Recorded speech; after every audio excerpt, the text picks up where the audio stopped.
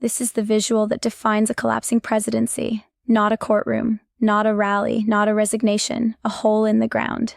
If you walk past 1600 Pennsylvania Avenue this morning, you will not see the stately symbol of American democracy. You will see a disaster zone. You will see a massive mud-filled crater where the historic East Wing used to stand. You will see silent yellow cranes towering over the executive mansion like vultures. And for the first time in 6 months you will hear something terrifyingly quiet. Silence.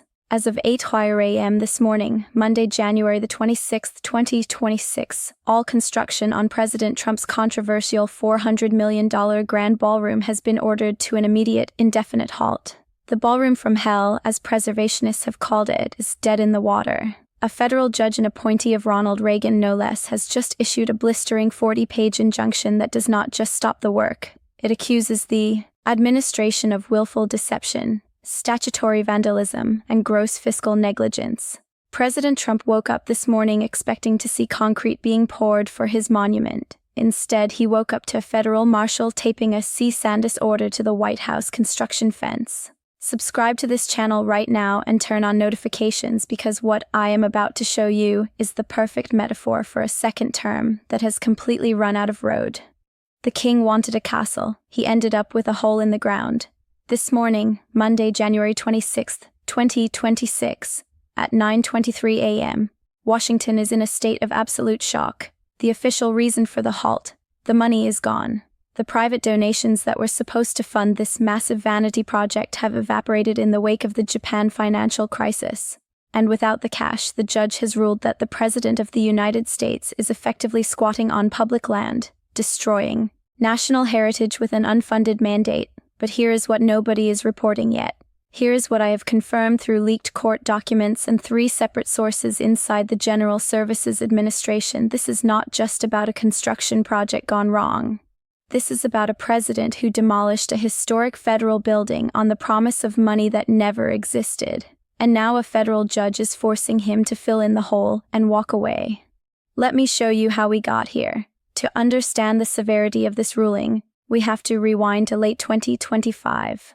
Fresh off his inauguration, President Trump announced the most ambitious and destructive renovation in White House history. He argued that the traditional East Room was too small, too ugly, and embarrassing for hosting world leaders. He famously called the existing facilities Third World in a leaked memo to his chief of staff. His solution: the Grand Ballroom, a proposed 90,000 square foot extension that would rival the palaces of Europe. He wanted gold leaf detailing. He wanted 30-foot ceilings. He wanted a dedicated victory balcony facing the Treasury Department.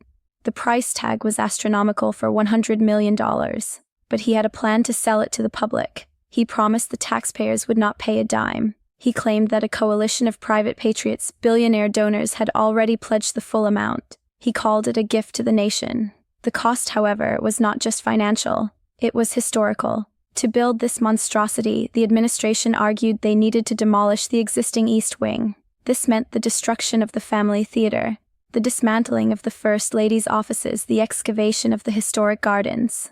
Preservationists screamed the National Trust for Historic Preservation sued immediately. They argued, you cannot tear down a UNESCO-adjacent site just because you want a bigger dance floor. The White House belongs to the people, not the temporary occupant, but Trump bulldozed them, literally. In December, his Department of Justice utilized a loophole. They argued that the project was a matter of national security. They claimed the new structure would include a secure, state-of-the-art underground bunker to replace the aging POC, Presidential Emergency Operations Center. Judge Richard Lean, the federal judge overseeing the initial challenge, was skeptical, but faced with the national security card, he allowed the demolition to proceed under strict conditions. The deal was simple. You can dig the hole, but you cannot pour a single ounce of concrete for the new structure until the money is in the bank and the design is approved by the National Capital Planning Commission. Trump gambled. He tore it down, assuming the money and the permits would follow. He assumed he could bully the donors and the regulators. He assumed wrong. The East Wing came down in weeks. It was a shocking sight. Wrecking balls hitting the White House complex, dust covering the Rose Garden. It was visceral, but Trump bet everything on the money showing up. This morning, he lost that bet. This morning, Judge Lean returned to the bench. And according to everyone in the courtroom, he was furious. We have the court transcript released minutes ago. It reads less like a legal opinion and more like an indictment of the entire administration. The judge slammed the Department of Justice lawyers for what he called a bait and switch of monumental proportions. Here is the core of the ruling. The administration admitted in a closed-door, sealed filing on Friday night that the private funding for the ballroom is currently missing. The pledge of $400 million was based on non-binding commitments from major donors, hedge fund managers, real estate mogul, casino tycoons, the usual suspects of the MAGA donor class. But remember what happened this week: the Japan bond crash, the asset seizure in New York, the Davos walkout. Those donors are currently facing margin calls. They are watching their portfolios bleed red ink. When the Treasury Department called to collect the actual cash for the ballroom fund on Friday, the donors ghosted. One major donor, reportedly a Las Vegas casino magnate who had pledged $50 million, formally withdrew his pledge on Saturday night, citing market volatility and fiduciary responsibility to shareholders. Judge Lean's ruling was brutal, he wrote. The executive branch has demolished a historic federal structure on the promise of replacement funds that do not exist. This court will not allow the People's House to be turned into an abandoned construction site fueled by phantom capital and broken promises. He ordered an immediate stop work order. And then he ordered something even more devastating. He ordered the General Services Administration GSA to provide a plan to restore the site, meaning fill in the hole if funding is not secured within 30 days. Think about the implications of that order. The President of the United States might be forced by a federal judge to fill in the hole he dug, leaving the White House smaller, uglier, and less functional than when he found it. He will be the president who destroyed the East Wing and left a patch of grass in its place. But the ruling gets worse. The national security excuse, the shield Trump used to start the demolition, fell apart in spectacular fashion. For months, the White House claimed this ballroom was necessary for continuity of government. They claimed the basement would house a new situation room that would be impenetrable. In today's hearing, the judge unsealed a classified report from the Secret Service that the administration tried to hide. It turns out the Secret Service opposed the project. The report states that the massive construction zone has created a critical security vulnerability on the east side of the complex. The open pit exposes the foundations of the residence to drone attacks, acoustic surveillance, and tunneling risks. The Secret Service explicitly stated that the design of the glass-walled ballroom was a nightmare to protect. They called it a sniper paradise and a surveillance magnet. The judge caught the administration in a lie. They used national security as a pretext to bypass historic preservation laws when in reality, the project hurt national security. This destroys the legal defense for the project. It means the ballroom is not a government necessity, it is a vanity project. And under the Antiquities Act and the National Historic Preservation Act, you cannot destroy national monuments for vanity. The media is already calling it the ballroom from hell because it has effectively trapped the president in a legal and political inferno. Let's talk about the optics. Politics is optics, and these optics are devastating. President Trump is a man obsessed with aesthetics. He builds gold towers. He wears perfect suits. He wants to project an image of absolute perfection and control. Instead, he is living in a construction site. The view from the residence window where he sleeps is a mud pit, piles of dirt, idle machinery, orange safety fencing. The noise of the now silent machinery has been plaguing the West Wing for months. Staffers report that meetings in the Oval Office were constantly interrupted by the beeping of reversing trucks and the pounding of pile drivers. And now with the work stopped, it becomes a monument to failure. Every time a foreign leader visits, they have to be driven past the Trump crater. When the Prime Minister of the UK visits next month, their motorcade will drive past a hole in the ground covered in blue tarps.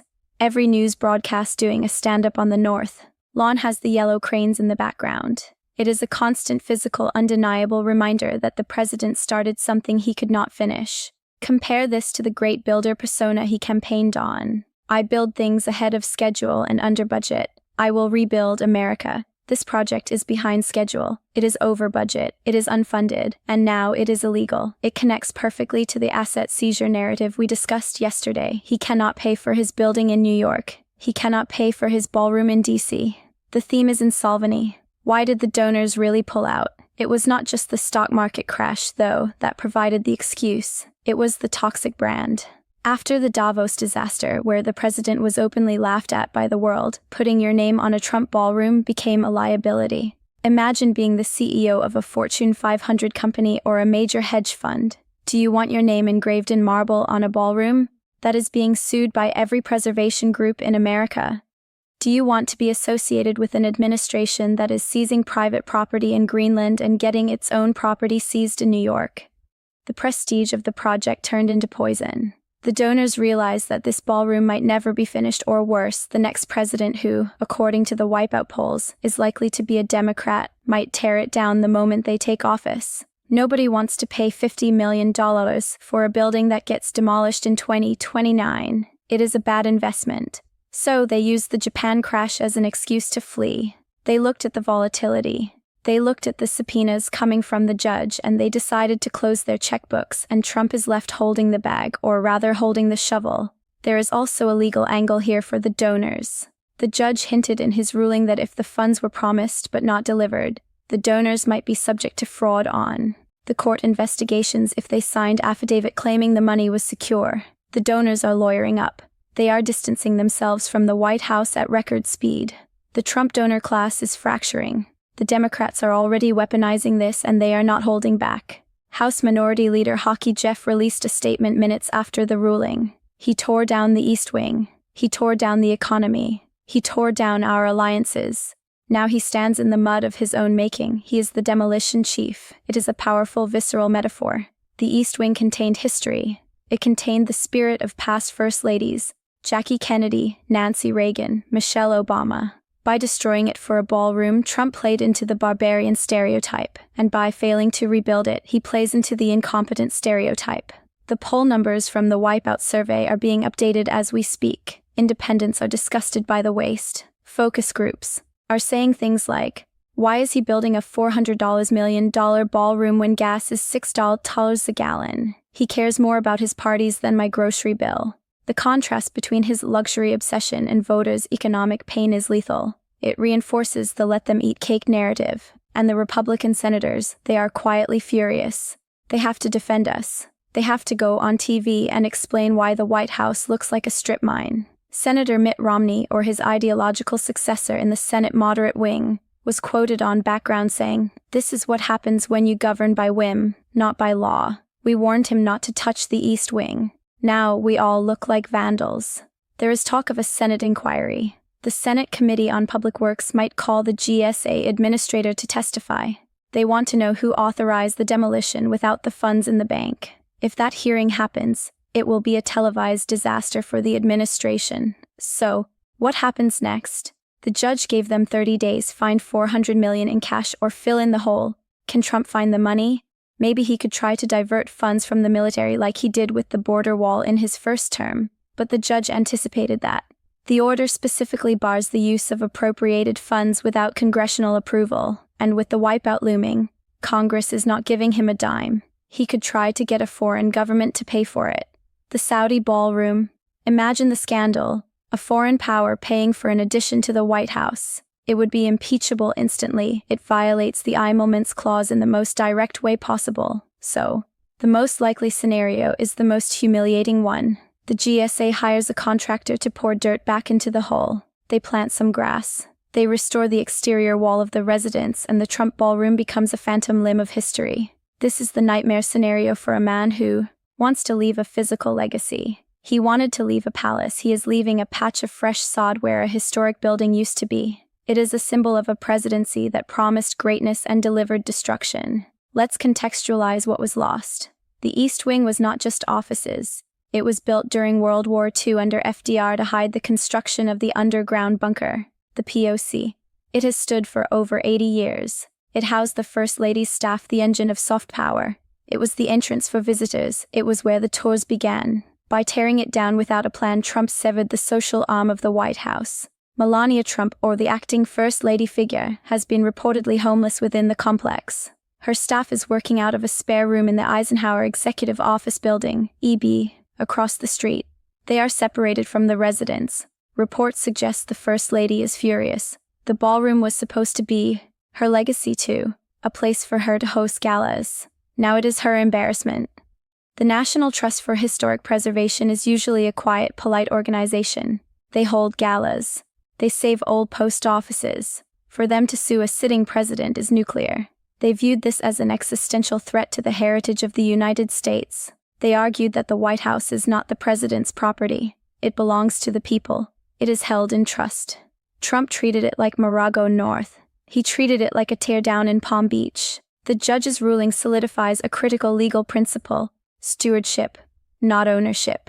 This president will shackle Trump for the rest of his term. He will not be allowed to paint a wall without a permit. The courts will be watching every renovation request with a microscope. Here is a detail the mainstream news missed. The construction crews on site, they belong to unions. The laborers, the crane operators, the cement porters. When the Japan shock hit on Friday, the unions demanded assurance of payment. They know how Trump operates. They know his history of stiffing contractors in New York and Atlantic City. The contractor, likely a major firm like Turner or Gilbane, could not give that assurance because the donor money froze. The unions walked off the job before the judge's order. The judge just ratified what the labor market already decided. No pay, no play. Trump, the self-proclaimed builder, lost the support of the builders. The image of union workers walking off a Trump job site is a powerful signal to the working-class voters he relies on. The claim that the ballroom was for a new Situation Room was the most dangerous lie of all. The current Situation Room in the West Wing basement was just fully renovated in 2094. It is state-of-the-art. It cost $50 million. Intelligence officials testified in closed session that moving the Situation Room to a glass-walled ballroom basement was insane. You don't put the most secure room in the world under a dance floor, one official said. You don't put it next to a catering kitchen. The judge saw this testimony. It was the smoking gun that proved the national security claim was a pretext. It proved the administration was willing to compromise actual security for the sake of a party venue. There is a terrifying legal threat here for the White House counsel. If the administration submitted affidavit to the court claiming the money was secured when it was actually just promised, that is potentially perjury. The judge has ordered the White House to produce the donor commitments by Wednesday. He wants to see the names. He wants to see the signatures. If those documents show that the money was never truly there, that it was all smoke and mirrors, someone is going to jail. Not the president, but maybe the GSA administrator, maybe the campaign finance chair. This turns a construction dispute into a criminal fraud investigation. It opens a new front in the legal war. Just as the ballroom front collapses, the ballroom from hell is the perfect capstone to this week of horrors. It started with a lie at Davos about Greenland.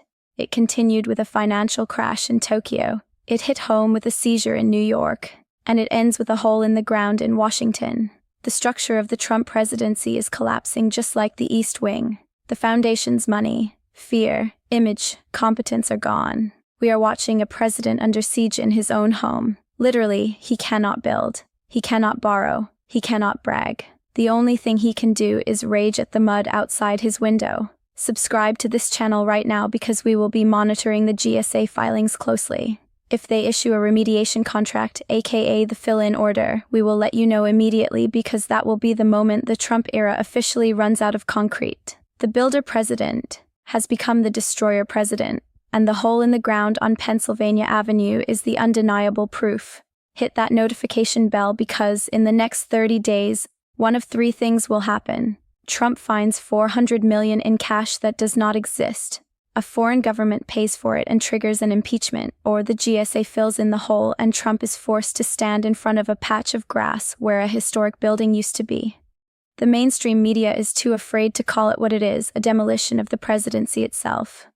The ballroom from hell is not just a construction project. It is a metaphor, a monument to promises broken, a crater where competence used to be, a hole that cannot be filled with lies. Every morning, Donald Trump wakes up and looks out his window, and instead of seeing his legacy, he sees a mud pit. That is the visual that defines a collapsing presidency. Stay alert.